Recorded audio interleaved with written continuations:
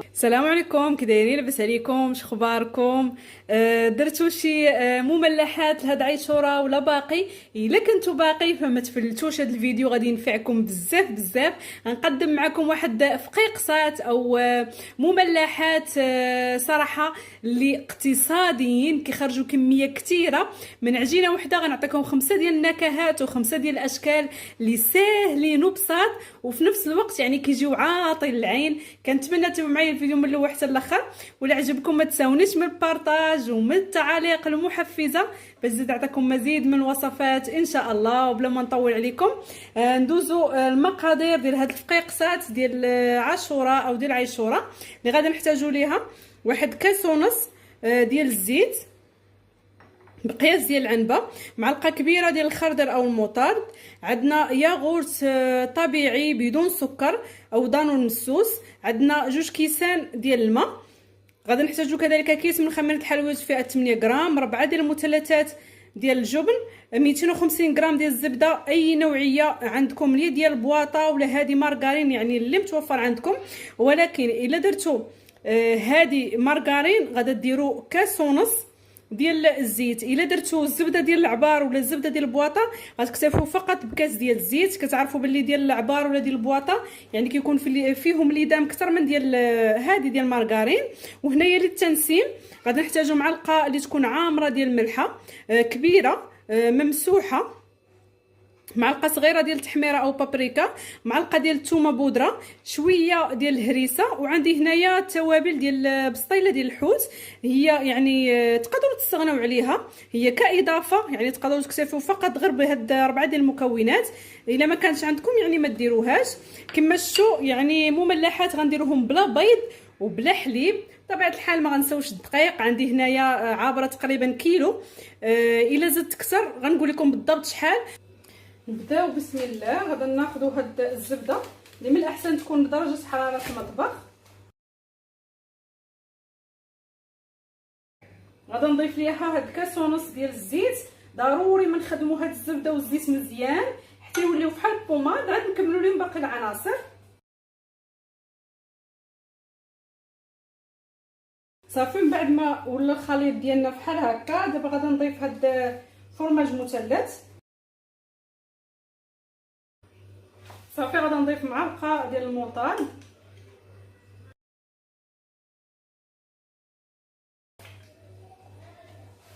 غادي نضيف هاد الدانون مسوس،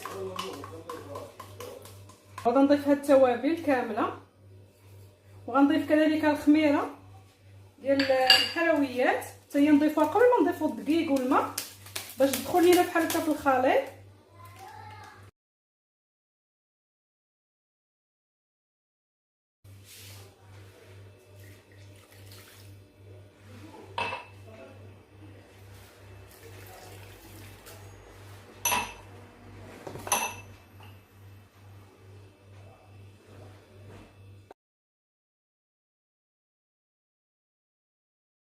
صافي من بعد ما جمعت العجين شوفوا كيفاش خاصكم تحصلوا عليه، ما يكونش نهائيا قاصح. شوفوا يعني العجين خاصو يكون رطب. هنايا هزات ليا كيلو و100 غرام، يعني لا مكانش عندكم الميزان ديروا تقريبا 11 كاس بقياس ديال العنبه.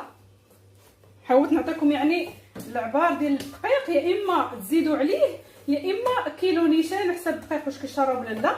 صافي دابا هذا هو القوام ديال العجين. غادي نقطعو او نقسمو الى 5 ديال الاجزاء. صافي غادي ناخذ الكره الاولى، غادي نضيف ليها هنايا 1 معلقه ديال الهريسه، معلقه ديال البابريكا، 1 معلقه ديال زيت الزيتون. تقدروا ديروا هنايا السودانيه كذلك، ولكن ما غاديش نضيفها هنا. غادي نخلط غير هاد المكونات، غادي نخليها على جنب. وغادي نضيف هنايا في العجين غادي نضيف العطريه ديال البسطيله ديال الحوت، تقريبا شي معلقه كبيره تكون عامره. صافي غندخلها في العجين. صافي من بعد ما دخلت ليها هذاك العطريه ديال البسطيله ديال الحوت غادي نحاول باش كيجيو مورقين، ما غنبسطهمش دابا نيشان. غادي نديرو فحال الطيه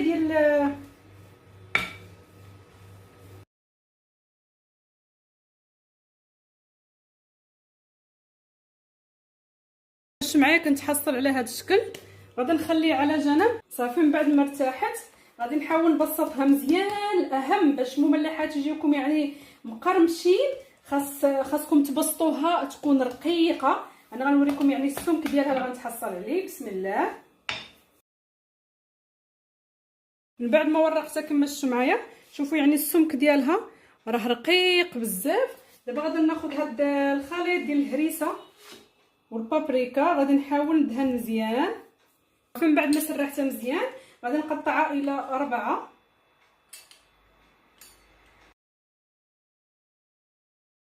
من بعد غادي نبدا نرولي فيها بهذه الطريقه. نبداو بالجوانب حتى نكملهم كاملين. ضروري ما كيبغيو يبردوا ولا يرتاحوا. علاش طبقتهم هما الاولين. غادي نروليهم نحطهم في شي بلاطو ندخلهم مجمد تقريبا مده ديال 20 دقيقه حتى يبردوا.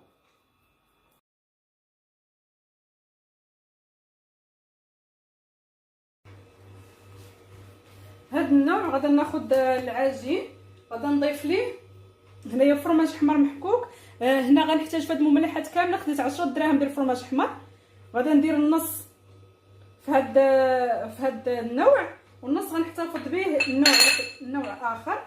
صافي غادي ندخلها هاد الفرماج في العجين وبنفس الطريقه كما درت الاشكال الاخرى نسرحها ونلويها ونخليها ترتاح على جنب ونكمل معكم.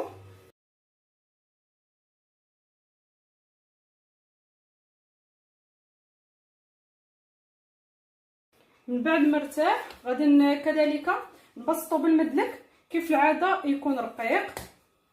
من بعد ما بسطتها كما الشمعيه بنفس الطريقه كذلك السمك اللي هو رقيق كما قلت لكم يعني غنديروا هذا الشيء بدون مراشم. غادي ندير هذا الشكل ديال الفرماج. غنحتاج واحد جبانيه من الحجم الصغير هي اللي غادي نقطع بها.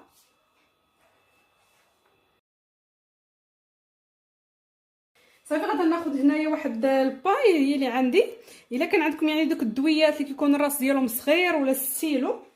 صافي غادي نبدا نثقب في هذا العجين بهذه الطريقه. صافي من بعد غادي ناخذ يا اما موس ولا قطعه ديال البيتزا وغادي نقطعها.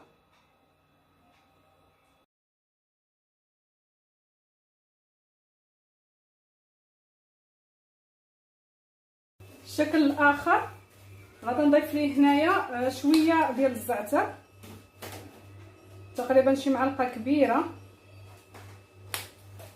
وبنفس الطريقه ندخلها في العجين نسرحها ونبسطها ونخليها ترتاح. من بعد ما ارتاحت غادي نبسطها كذلك استعانه بالدقيق تكون رقيقه.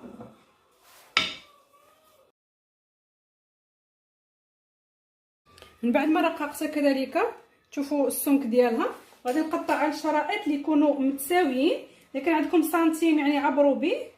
الا ما كانش ديروا يعني غير مسطره ولا شي حاجه اللي تقدروا تجيبوا بها يعني العبار قد.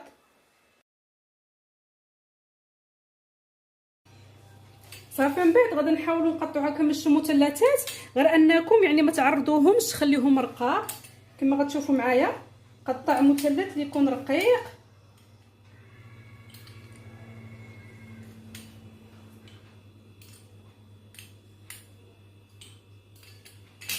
بهذه الطريقه. علاش؟ باش ما تجيكمش يعني هذا الشكل او هذه الكرواسه كبيره باش تجي صغيره. صافي غادي ناخذوا هنايا من التحت ونحاولوا ما نزيروش تنجيبوها هنايا الراس وهذا كنحاولوا نلصقوه باش ملي طيب ما تحلش لينا. شوفوا شكلها كتجي بحال كرواسه مع داك الزعتر اللي درنا فيها كتجي بحال هكا منقطه. نعاود معكم يعني واحده اخرى. كنبداو من هذا الراس العريض وكنلويو فقط غير بالاصبع ديالنا كما قلت لكم نحاولوا ما نزيروش بهذه الطريقه. وهذا الراس نلصقوه.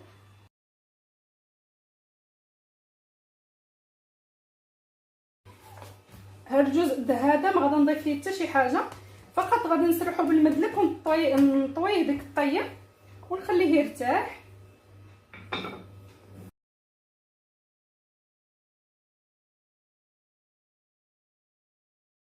من بعد ما ارتاحت العجينه كذلك وبسطتها درتها هنايا في الورق باش تسهل عليا. كما شفتوا درتها هنايا على شكل مستطيل، وهاد الجوانب اللي حيدت هما اللي عاودت بسطتهم وحطيتهم هنايا. هذه نفس العجين، قطعوها على شكل مربعات يكونوا متساويين. خذوا العبار اللي بغيتو.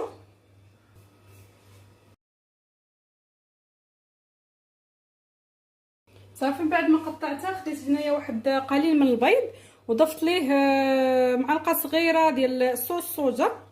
صافي غادي نحرك مزيان. هاد الخليط غادي يعطي اللمعان ويعطي واحد اللون زوين، وفي نفس الوقت كما شفتوا يعني هاد العجين راه ما ضايفين ليه حتى شي نكهه. داكشي علاش ضفنا ليه هاد الصوص صوجا باش يجي بنين. صافي غادي ندهن مزيان الوجه ديالو.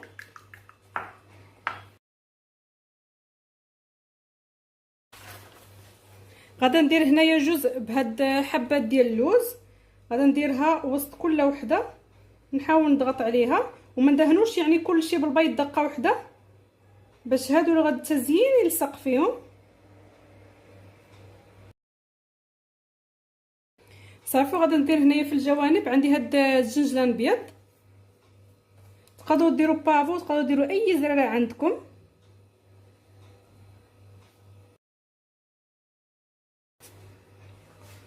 صافي والجهه الاخرى اللي تبقات بنفس الطريقه غندهنها كذلك بهذا البيض، وغادي نزين بهاد الزرارع هادو الخضرين. وكذلك نفس الطريقه ديال الطياب، فران خاصو يكون مهين وعافيه شاعله فقط غير من التحت.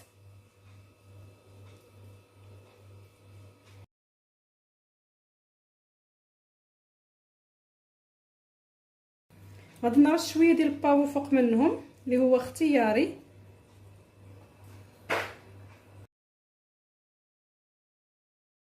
ندوزو الشكل الاخير والعجينه اللي تبقات كذلك اللي ما فيها حتى شي نكهه او حتى شي بنه، بسطتها تحت في ورق ديال الزبده او ورق او بابي كويسون. هاد المملحات غنديرهم على شكل ميني بيتزات، صراحه كيجيو زوينين بزاف. غادي نحتاجو هنايا تحت شعار راكم عارفين، بلا مولات بلا مراشم. غناخذ غير واحد الغلاقه وغادي نبدا نطبع في هاد العجين، نحط الغلاقه وندورها بحال هكا على اليمين ونحبس. كذلك نحط الغلاقه بقى غادا مستمره نطبع فيهم.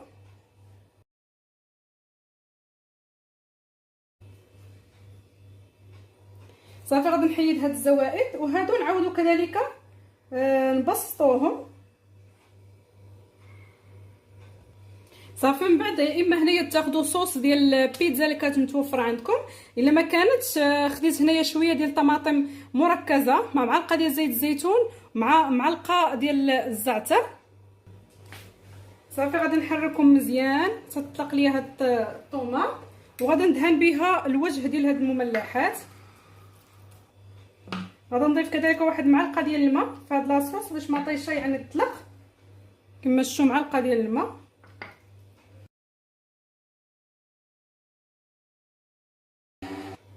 صافي غادي ناخذ هنا شويه ديال الزيتون اسود او اخضر اللي متوفر عندكم. انا خديت هذاك الزيتون بالعظم قطعته بحال هكا مربعات صغيره وغادي نديرو هنايا في الوسط. صافي من بعد غادي ناخذ الكميه اللي تبقات لي ديال الفرماج وغناخذ هذا الحكاك الرقيق وغادي نحك فوق منه. صافي وبنفس الطريقه نكمل العجين كامل ونفس كذلك طريقه الطياب.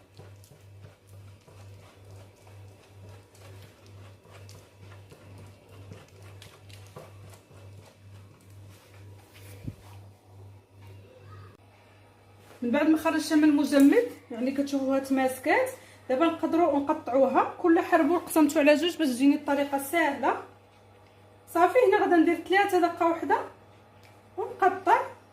نتوما اللي كتحكموا يعني في السمك ديالها، من الاحسن يعني ما تكونش غليظه بزاف.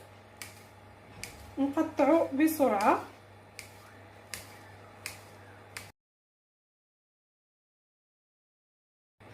شوفوا يعني الشكل ديالها كيجي حلزوني، كيجي صراحه زوين بزاف. من ضروري ما تكون العجين بارده باش الشكل ديالها يبقى واضح بحال هكا وما تعجنش ليها. كما شفتوا. غادي نحطها كذلك في اللاطه غادي تدخل الفران. هنايا الطياب ديالهم عادي. الاهم ان الفران خاصو يكون يعني ناقص الحد، لا بالنسبه للفران ديال الضوء بالنسبه للفران ديال الغاز. ضروري ما تكون العافيه مهيله وشاعله فقط غير من التحت، باش قد ما كانت العافيه مهيله قد ما كيجيو مقرمشين وما كيجيوش نهائيا رطبين.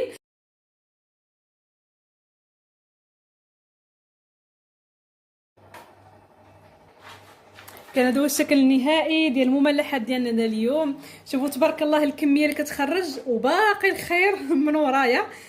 حطيت غير هاد الكميه باش نصورها. شوفوا معايا يعني الاشكال اللي كنتحصل عليهم. هذا ديال اللوز والزنجلان كما كتشوفوا معايا. صراحه راه كيجيو مقرمشين وكل مذاق كينسيك في الاخر. شوفوا شحال كتجي زوينه. التيزكاي مابقاش مبغاش تزكا. شوفوا الشكل ديالها شحال كيجي زوين. هذا كذلك اللي درنا بالزريعه. صراحه هاد اللي بحال الصابلي جاو صراحه رائعين كتشوفوا معايا. وهذا بطبيعه الحال ميني بيتزات اللي درنا. شوفوا تا هو شكلهم شحال كيجي زوين. صراحه حاولت نعطيكم افكار اللي هي سهله وبسيطه وفي نفس الوقت يعني تنجح معاكم واخا تكوني يعني مبتدئه. هذا ديال الحار وهذا ديال الهريسه، ماشي الهريسه ديال الفرماج. شوفوا تا هو شحال كيجي رائع ديال بصح. شوفوا شحال كيجي زوين. وبقى ليا ديال الكرواسه حتى هي غادا نوريها لكم.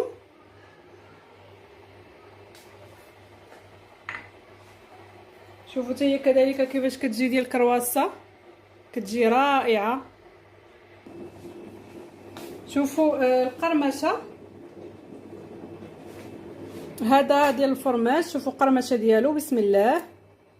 شوفوا شحال كيجي مقرمش وكيجي فحال مورق بدوك الطيات اللي درنا ليه يعني قبل ما نسرحوه كيعطيه هذا التوريق. هذا هو السر ديالو باش كيجي فحال هكا مورق. هذا كذلك ديال هاد اللوزه. شوفوا شحال كيجي تا هو مورق كيجي مقرمش. والمذاق راش غنقول لكم راه شي حاجه رائعه ديال بصح. هذا كذلك ديال الزراره. شوفوا شحال كيجي تا هو مورق. السر هو في ديك الطيه اللي قلت لكم. وهذه كذلك ديال البيتزا. شوفوا حتى هي كتجي مورقه كلهم صراحه كيجيو مقرمشين. هذه كذلك ديال الكرواسه. شوفوا شحال هي كتجي مورقه ومقرمشه. صراحه كنتمنىكم تجربوهم ولا عجبوكم ما تنساوليش من اللايكات وبالبارطاج مع الاصحاب والاصدقاء والعائله. وبلا ما نطول عليكم وصلنا النهايه ديال الفيديو. خليت لكم الراحه ولا فيديو قادم ان شاء الله. ومبروك عواشركم مره اخرى.